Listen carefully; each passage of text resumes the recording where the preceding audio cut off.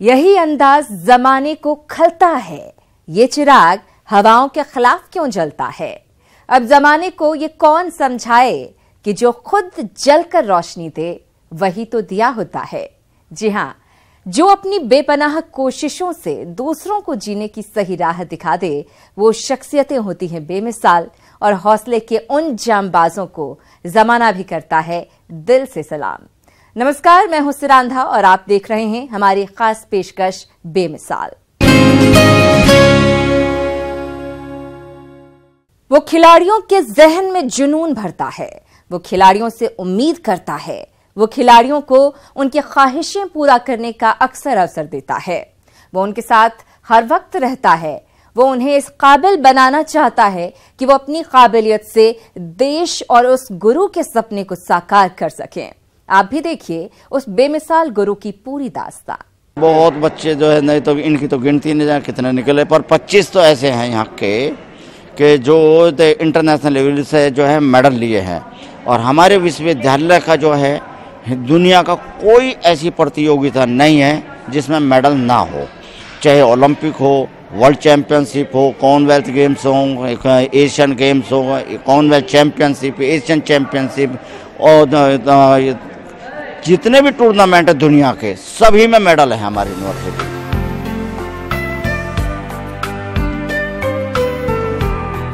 ये कहानी हौसले की है, ये कहानी साहस की है, ये कहानी धैर्य की है, ये कहानी जज्बे की है, ये कहानी खुद के भीतर छिपे हुए हुनर को नई पहचान देने की है। जी हां, एक गुरु की जिद और उसकी चाहत ने न जाने कितने युवाओं को रोशनी की राह दिखाई, जिस पर चलकर वो कामयाबी की इबारत लिखने में मशगूल है।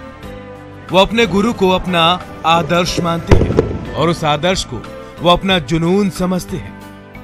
वो अपने गुरु के सपने को सच करने की जुगत में लगे हैं। वो चाहते हैं कि उनके गुरु की सभी ख्वाहिशें पूरी हो, जिसके लिए वो कड़ी मेहनत करते हैं। घंटों घंटों कुश्ती के मैदान में प्रैक्टिस कर पसीना बहाते हैं। उनकी लगन उनके आने वाले वक्त की तस्दीक कर रही है। वो अपने हौसले के पंख से एक के बाद एक नई उड़ान भरने को आतुर है और उनके गुरु उनकी इच्छाओं को अमली जामा पहनाने में शिद्दत से जुटे हुए हैं। इसका सफल उदाहरण दिव्या काकरान है, जो गुरु के सिखाए गुर से कॉमनवेल्थ गेम में अपनी प्रतिद्वंदी को पटखनी देकर ब्रॉन्ज मेडल अपने नाम कर लाई। इस जीत की बदौलत उसने अपने गुरु और देश का नाम रोशन कर दिया। ये भविष्य उसका उज्जवल है। अभी जो है पहले कॉमनवेल्थ गेम्स में गई थी और तो जो है वो ब्रॉन्ज मेडल लेकर आई है। आगे चलकर जो अभी तो वो उठती हुई है और जो है लाएगी मेडल जो है एशियन गेम्स में भी। अभी इस साल एशियन गेम्स भी हैं और वर्ल्ड चैंपियनशिप भी हैं, तो उसमें जाएगी।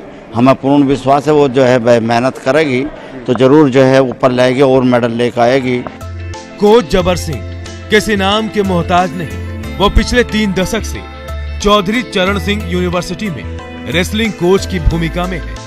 वो अब तक न जाने कितने युवाओं को देश के नाम मेडल लाने के लिए तैयार कर चुके हैं, जो अपनी मेहनत और लगन से अपने कोच की उम्मीदों पर खरा उतर रहे हैं। मैं 30/8/1983 को ज्वाइन करी थी यूनिवर्सिटी और 30/8/83 से फिर मैं यहीं पे हूँ जी। तब से कितने खिलाड़ी आप निकाल? बहुत बच्चे जो है, नहीं तो इनकी तो गिनती नहीं जाए कितने निकले, पर 25 तो ऐसे हैं यहाँ के जो इंटरनेशनल लेवल से जो है मेडल लिए हैं।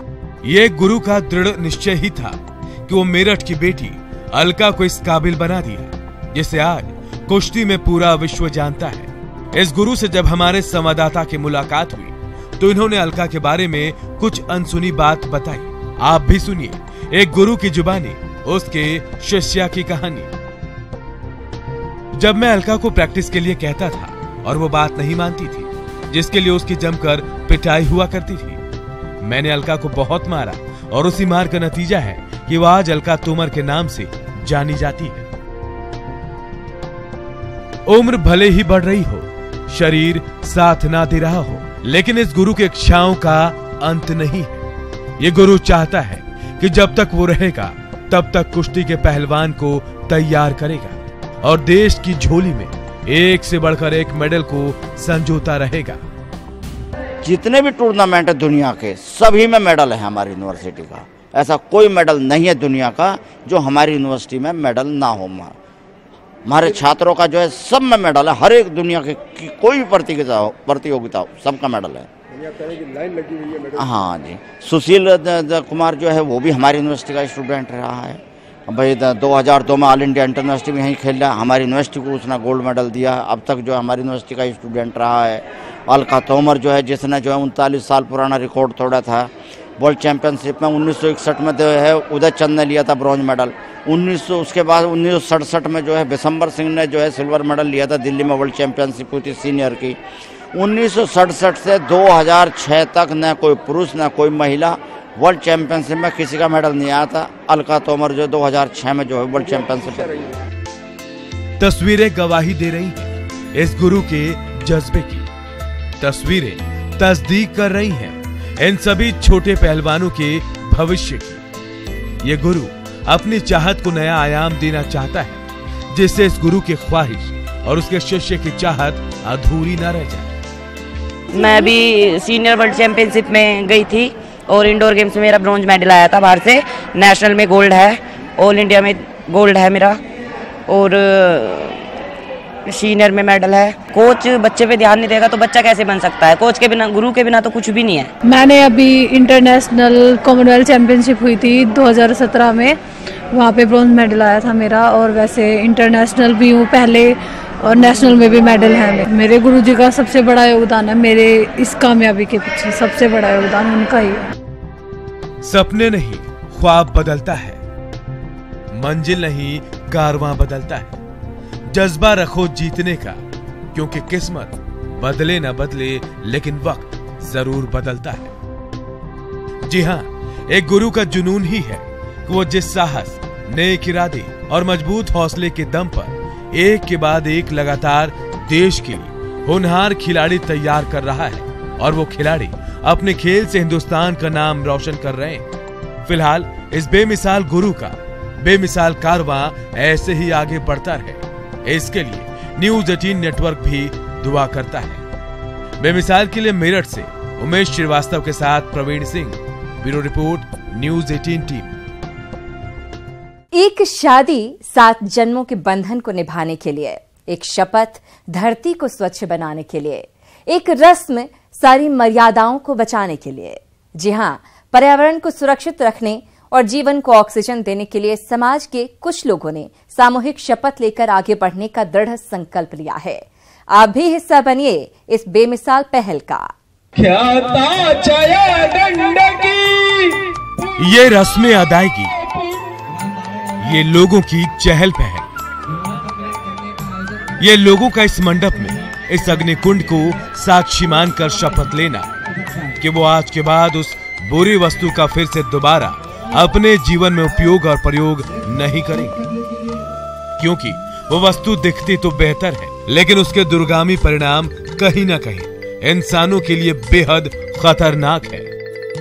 जी हाँ, इस शादी में जितने भी लोग मौजूद हैं, उन्होंने एक साथ ये शपथ ली कि वो अब से वो गलती नहीं दोहराएंगे जो वो करते आ रहे थे।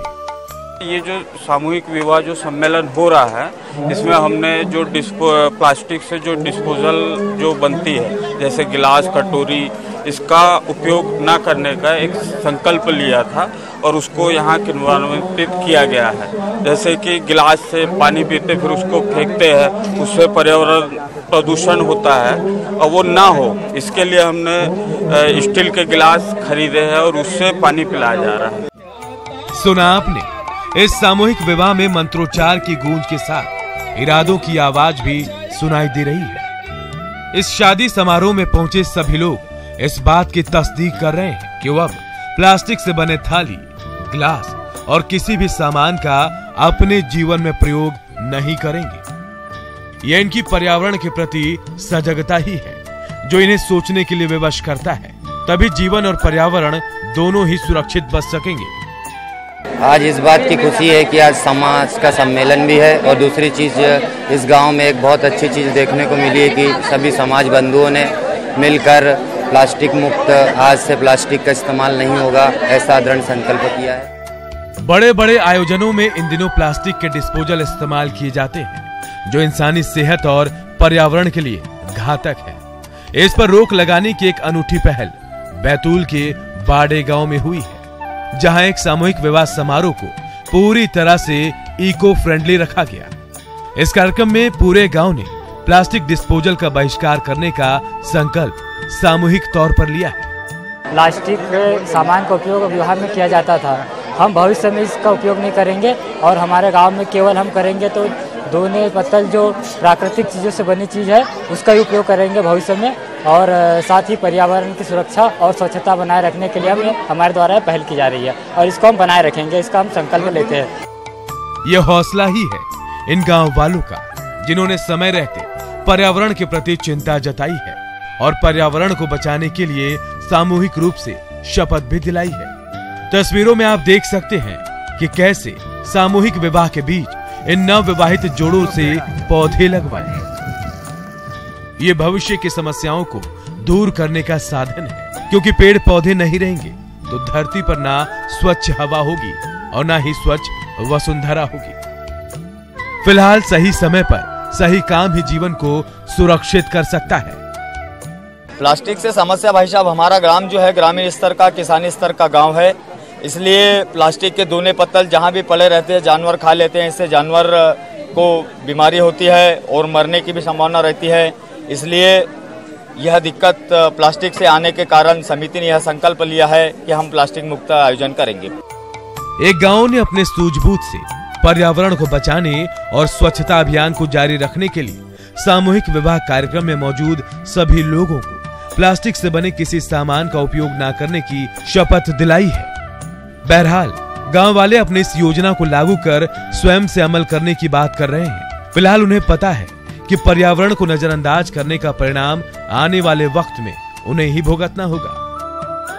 बेमिसाल के लिए बैतूल से ऋषु नायडू के साथ ब्यूरो रिपोर्ट, न्यूज़ 18 टीम। हम आपको एक ऐसे सरकारी अस्पताल की तस्वीरें दिखाएंगे जिसे देखने के बाद आप हैरान हो जाएंगे और सोचने को मजबूर भी। क्या एक सरकारी अस्पताल में इतनी सारी सुविधाएं मिल सकती हैं? और क्या एक सरकारी अस्पताल सीधे तौर पर हर मामले में निजी अस्पताल को टक्कर दे सकता है? तो अपने सभी सवालों के जवाब के लिए देखिए इस रिपोर्ट को। एक ऐसा जिला चिकित्सालय जिसमें 28 चिकित्सक और 64 स्टाफ नर्स अपनी जी जान लगाकर सेवाएं दे रही हैं। इनका उद्देश्य लोगों की परेशानियों और रोगों को दूर करना है, जिससे आसपास के लोग स्वस्थ और कुशल बने। इस अस्पताल ने अब तक ना जाने कितनी जिंदगियां बचाई है। इस अस्पताल में general surgery, paediatric surgery, laparoscopy surgery, कान, नाक, गला और आंख सहित हड्डी रोग, स्त्री रोग से जुड़े बीमारियों का इलाज होता है। इतना ही नहीं, इस अस्पताल में प्लास्टिक सर्जरी और कैंसर जैसी गंभीर बीमारियों का भी इलाज किया जाता है। इस अस्पताल में 2 मॉड्यूलर ऑपरेशन थिएटर भी है, जो इसे प्रदेश के अन्य सरकारी अस्पतालों से बिल्कुल अलग बनाता है। साथ ही इस अस्पताल में प्रदेश का पहला मॉड्यूलर मॉर्चरी भी है। महज 1 साल और 9 महीने में इस अस्पताल में 1000 से अधिक मेजर और माइनर सर्जरी की जा चुकी है, जिसमें 30 से अधिक लेप्रोस्कोपी सर्जरी और 25 से अधिक ऑन कॉल सर्जरी भी हुई है। एक ब्लड बैंक के साथ ही डायलिसिस के 3 यूनिट भी लगाए गए हैं। पहले बीजापुर के मरीजों को एंडोस्कोपी करवाने के लिए 200 किलोमीटर दूर जगदलपुर जाना पड़ता था, जिससे मरीज को खासी परेशानियों का सामना करना पड़ता था। ये अस्पताल अत्याधुनिक तकनीकों से लैस है और लोगों को सुरक्षा मुहैया कराने के लिए 2 दर्जन से अधिक सीसीटीवी कैमरे लगाए गए हैं, जिन पर 24 घंटे नजर रखी जाती है। जिला अस्पताल में 28 डॉक्टर्स हैं। वो देश के विभिन्न हिस्सों से, तमिलनाडु, महाराष्ट्र, उत्तर प्रदेश, उड़ीसा, आंध्र प्रदेश, तो लगभग जो 8 से 10 राज्यों से अपने यहाँ डॉक्टर्स काम कर रहे हैं और स्टाफ नर्सेस हैं 64 जिला अस्पताल में काम करेंगे। आप बीजापुर जिला चिकित्सालय की तस्वीरें देख रहे हैं। आज से 2 साल पहले तक ये जिला चिकित्सालय भी प्रदेश के सभी सरकारी अस्पतालों की तरह बीमार था, जिसे खुद को इलाज की जरूरत थी। लेकिन यहाँ पदस्थ कलेक्टर डॉक्टर अय्याज तंबोली और स्वास्थ्य विभाग के आला अधिकारियों ने मिलकर इस अस्पताल की मरम्मत कराई और ये अस्पताल मरीजों को सभी सुविधाएं और सेवाएं देने के योग्य बना। कड़े मेहनत और परिश्रम के बूते ही इस अस्पताल को महज 6 महीने में एक निजी अस्पताल की तरह तैयार किया गया। दरअसल नक्सल प्रभावित और पिछड़ा जिला होने के नाते यहाँ चिकित्सक, विशेषज्ञ और अन्य स्वास्थ्य कर्मी सेवाएं देने से डर रहे थे, लिहाजा जिले के कलेक्टर ने यहाँ अपनी सेवाएं देनी शुरू की, जिसके बाद सभी डॉक्टर और स्टाफ नर्स भी अस्पताल को ज्वाइन करना शुरू कर दिए। जिला अस्पताल बीजापुर बहुत सुदूर एरिया में है, संवेदनशील क्षेत्र में है। यहाँ पे हमारे पास में जनरल सर्जरी उपलब्ध है, हो जाता है, लेप्रोस्कोपिक सर्जरी हो जाता है, सर्जरी से संबंधित है ना, कैंसर सर्जरी भी अपने पास में हो जाता है। लोग बाग अब दूर दूर से आने लगे हैं। साथ ही नाक कान गला रोग से संबंधित बीमारियों का इलाज होता है, प्लस सर्जरी होता है। हड्डी से संबंधित सभी रोगों का इलाज और ऑपरेशन होता है। जी हाँ, इस अस्पताल में नाक कान गला से लेकर बड़े बड़े ऑपरेशन भी किए जाते हैं, जो गरीबों के लिए फायदेमंद साबित हो रहा है।